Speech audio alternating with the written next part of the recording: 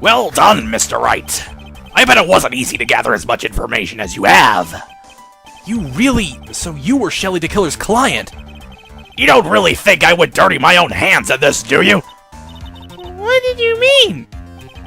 And that woman, Adrian, was quite brave herself. Tried to stick the crime on me. I didn't think she had it in her. But all I care about is that Watt is dead. Isn't that right, Mr. Lawyer? You're lying! What a terrible... It's way past your bedtime, little girl. Go on and let us grown-ups talk about more adult things. But why? Why did you hide the video camera and... A weakling soon believes the words of others, just like that pathetic Adrian. He knew about Miss Andrews' secret. But I'm no weakling. I don't believe anyone. Least of all, assassins. What? Oh, come now, Mr. Wright. Assassins aren't above blackmail. They turn their clients into cash cows by holding the sinful deed over their heads. And a superstar like me, how much do you think I'm worth? Care to guess? And that's why... Yes, that's where the video comes in.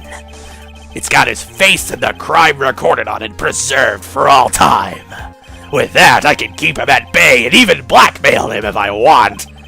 That's right, that video is my insurance. Isn't that what they call it, Mr. Wright? Why would you do something so wrong? Because I'm a grown-up and I can. Good enough of an answer for you, little girl? Why? Why would you kill Mr. Corda?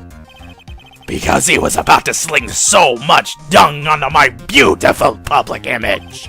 Scandals are a little annoying, aren't they? This is all because of that press conference, isn't it? If Mr. Corda had been able to give it, then Mr. Engarde's secret would have... Ah, well, that's what we could call taking advantage of the situation, you know? I had no interest in doing it, really, but bit by bit, it crept up on me. And then the situation just presented itself perfectly. How beautiful, I thought. And that's how Mr. Corda ended up dead. Let me tell you something. I'm not like Adrian. I don't depend on anyone. People are simply things to be used. Used and thrown away. Put on a sweet, innocent face, and people will swallow anything you feed them. Adrian fell for it, the assassin too. Oh, and how can I forget? Even you fell for it, Mr. Lawyer. Everyone, all working their butts off for me, Matt Engarde. Aw, did that leave you speechless? What a shame.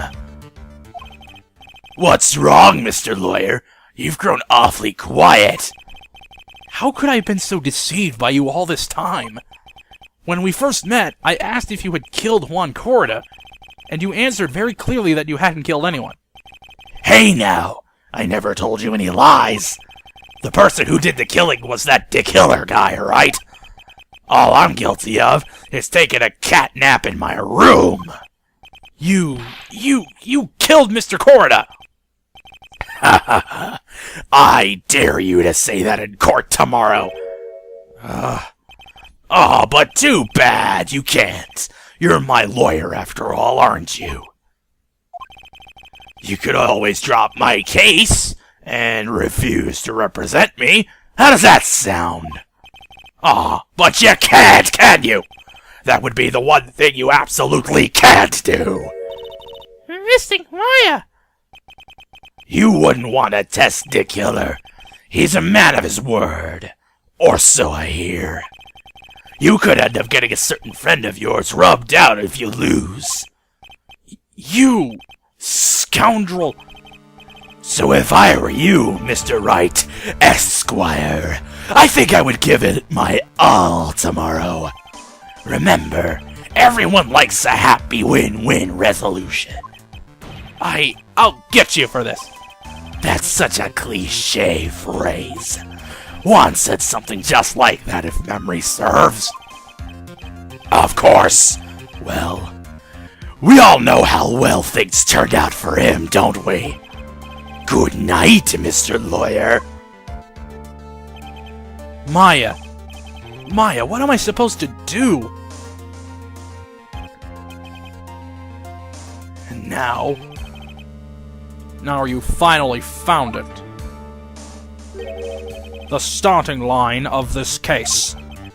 Edgeworth, I don't care for the horrid atmosphere here. Let's return to the precinct.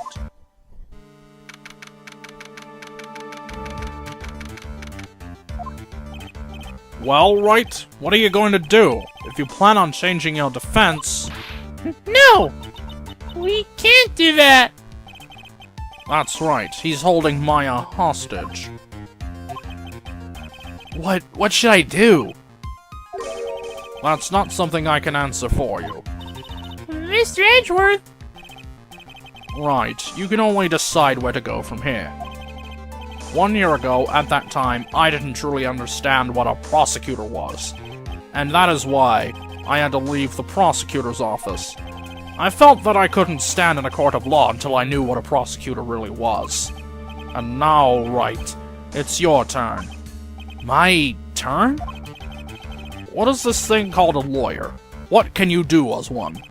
You must find the answer, and you must find it on your own.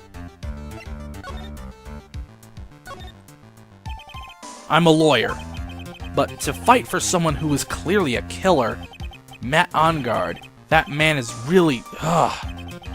It doesn't matter who, every person deserves a proper defense and a fair trial. Isn't that the basis of our judicial system? Proper defense? But what exactly is that? Is it where a lawyer forcibly and blindly gets an acquittal through shouting and trickery? Ironic that you, of all people, should say such a thing.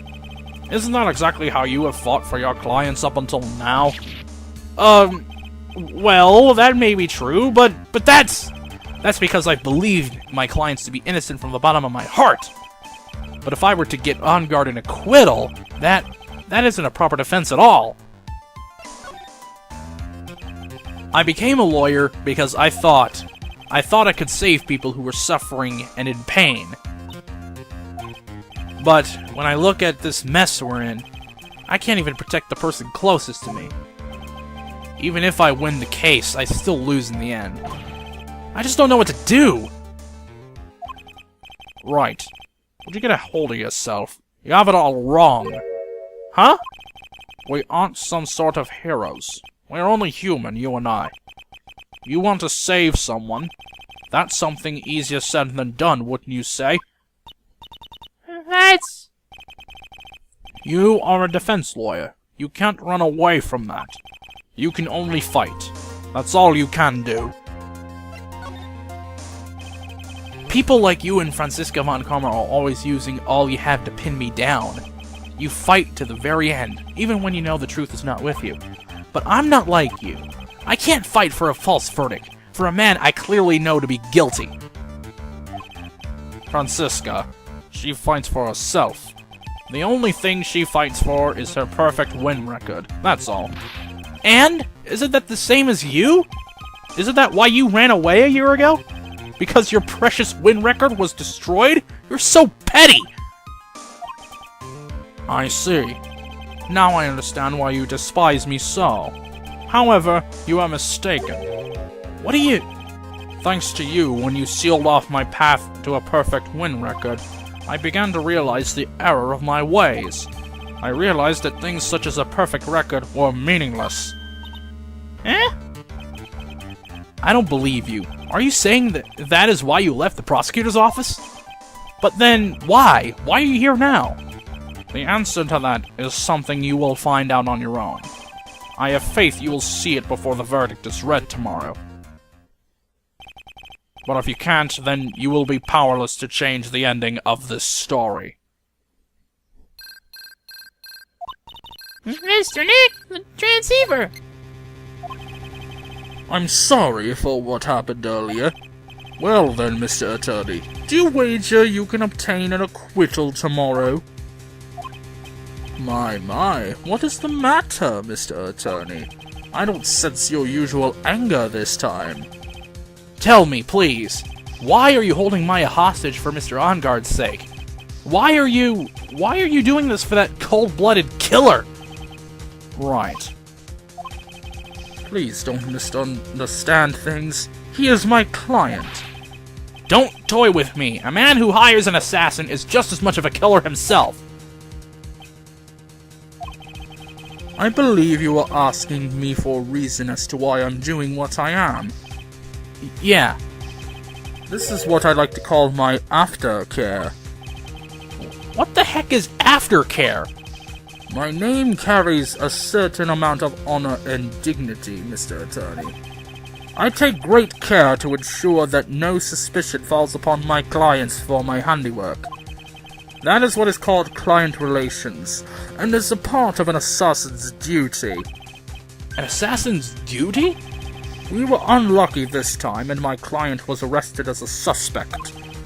And as a result, I did what I had to do to enlist your expert help, Mr. Attorney, and to ensure that you would do everything in your power to the very end.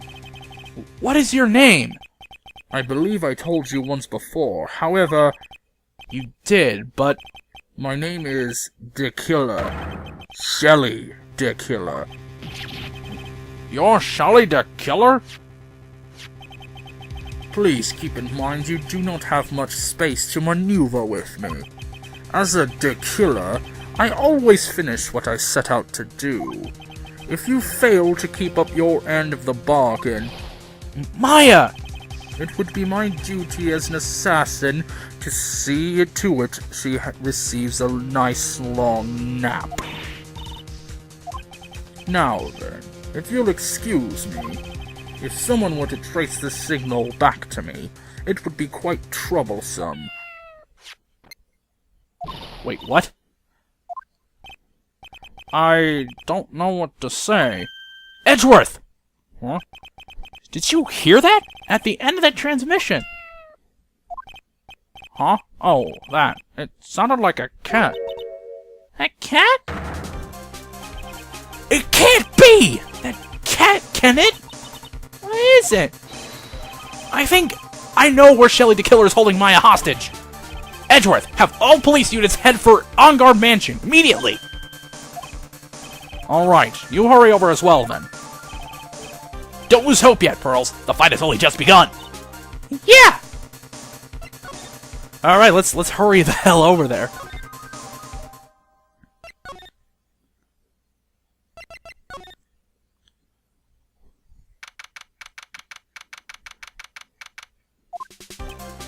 Maya! Please answer us, Music Maya! We have this area completely surrounded. There is no way for him to escape. Assuming he's still in the area. I can't believe it. That butler, all this time, he was the killer. And he and Engarde were working together all this time. I'm sure they had worked out a contingency plan ahead of time. This wasn't here before. Oh, it's a figurine of a bear! But there are lots of cuts in it for some reason. A bear? Isn't that more of a thing for Mr. Corda? Why would something like this be here? Right, look down. There's a little pet door installed here. I'm sure that's for Shu! Do you think that this came through that little door? This door, and it's locked. Well, I'm pretty used to breaking doors down by now. Let's go, Edgeworth.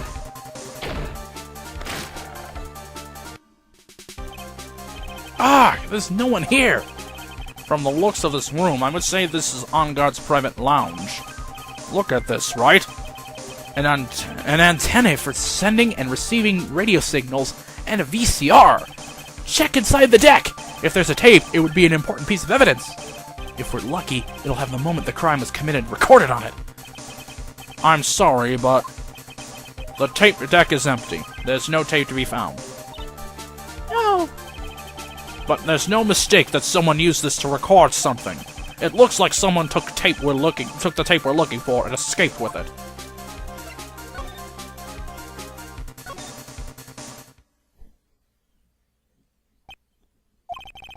We've searched all over, but it looks like he got away. I'm sorry. It looks like he slipped out of our grasp this time.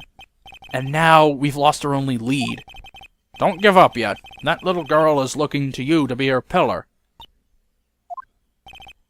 Yeah, you're right. We're close, I can tell. We've already set up checkpoints along every route leading out of this district. Leave the rest to us. Maya.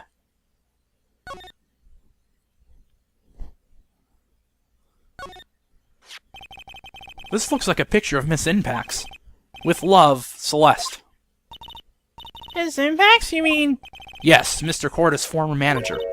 Why would a picture of Miss Impax be here in Mr. Engarde's mansion? And why does it say with love? This might be a clue. Huh? What's wrong, Pearls? Please let me see that picture frame. Huh? What's so special about the frame? On the back, there's something written on the back of the frame. Maya. It's Mystic Maya. She left us a message. What? I thought you'd come. I knew you would. Now listen up. You better get Engarde a guilty sentence, okay? If you get that creepy slime bag and not guilty, I'll never forgive you, ever. I'm fine, so you don't need to worry. There's so much I want to write, but I don't think I have a lot of time left. Pearly, you're there too, right? Make sure you help Nick, okay? Someone's gotta watch out for the helpless lunk. That's it for now, Nick. I guess I'll talk to you guys later. Aye. Right. What's wrong? Why the blank stare? Oh, nothing. We've searched the house, and this is the last room. It looks like he eluded us. Edgeworth. Yes? As far as clues go, I think this is about all I'm going to get. But I'm still short one last thing. And what is that?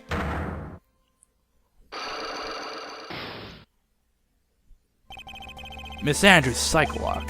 If I could just find out what that secret she's holding, I think I stand a chance in court tomorrow to blow this case wide open and expose the truth. I think I know what you're thinking. I'll contact the detention center. Thanks, Edgeworth. Well, let's go, Pearls. It's time to open that last lock. And thankfully, we're going straight there. Good evening, Mr. Wright. What's wrong? You look ill. Miss Andrews, I have come to remove your psych lock. Psych lock? I want to know, and you will tell me your secret. Fine, go ahead. Try to break me if you can. Oh, I will be successful.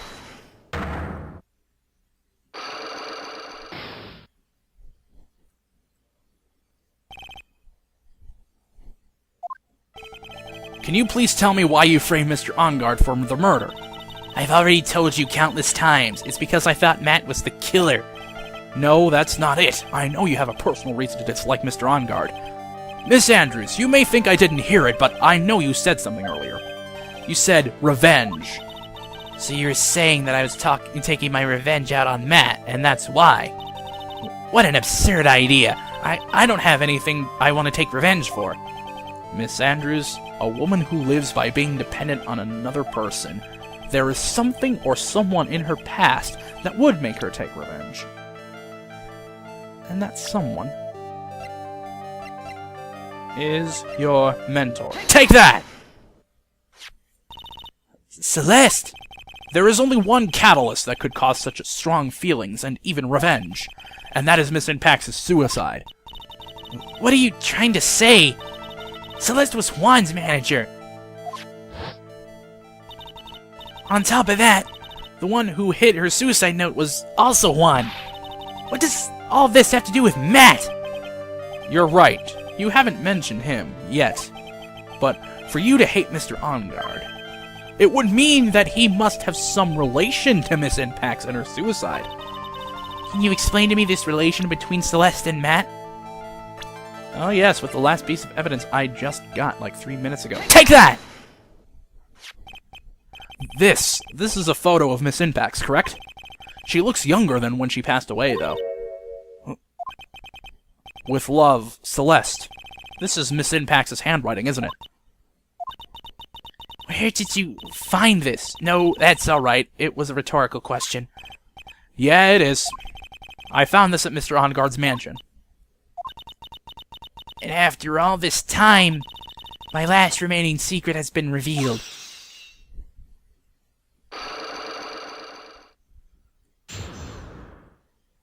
Let's figure this son of a bitch out. Celeste, she was supposed to get married to Juan. Yes, but I heard that it didn't work out. Because Mr. Corridor didn't want to get married to her anymore, right? Yes, because of Matt. Because of Mr. Engarde? What do you mean? I think I can see where this is going. Celeste, she was Matt's manager a long time ago. She was the happiest woman in the world at that time. I was working part-time back then, and I often saw the two of them together. So that's why, with love, Celeste is written on the frame of that picture. They were a couple, weren't they?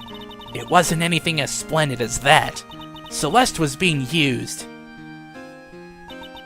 Toyed with until she was thrown away. It's so horrible!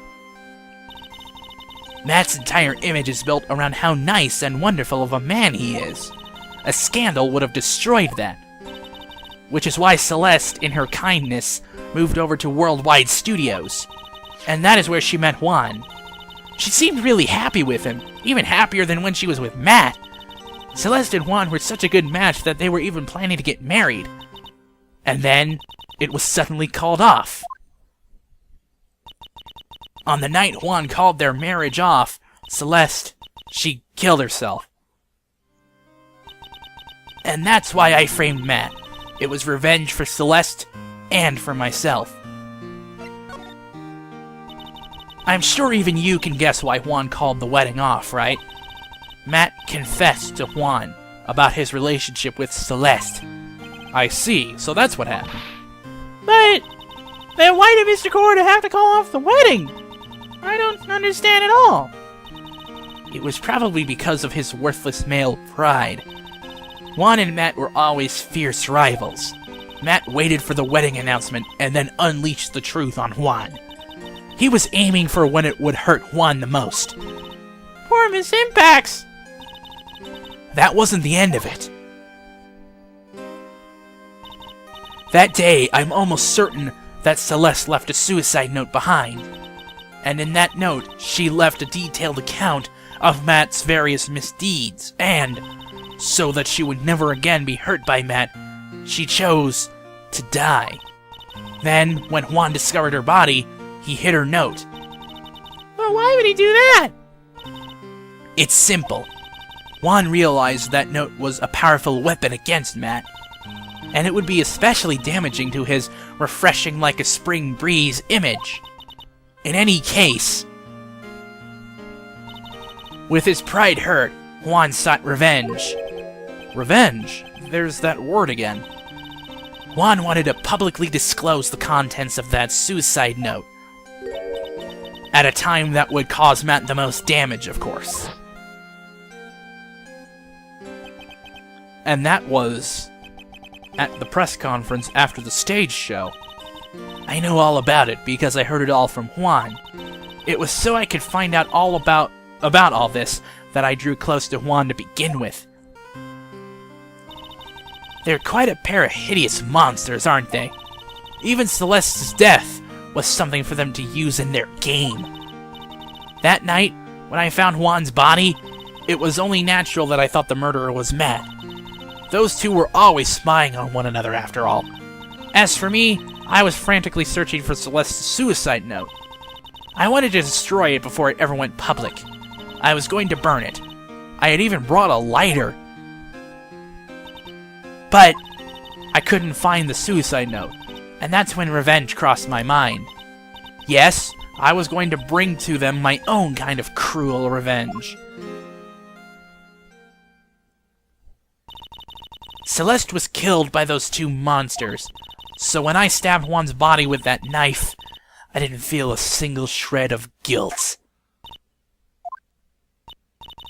And that's all I have to say.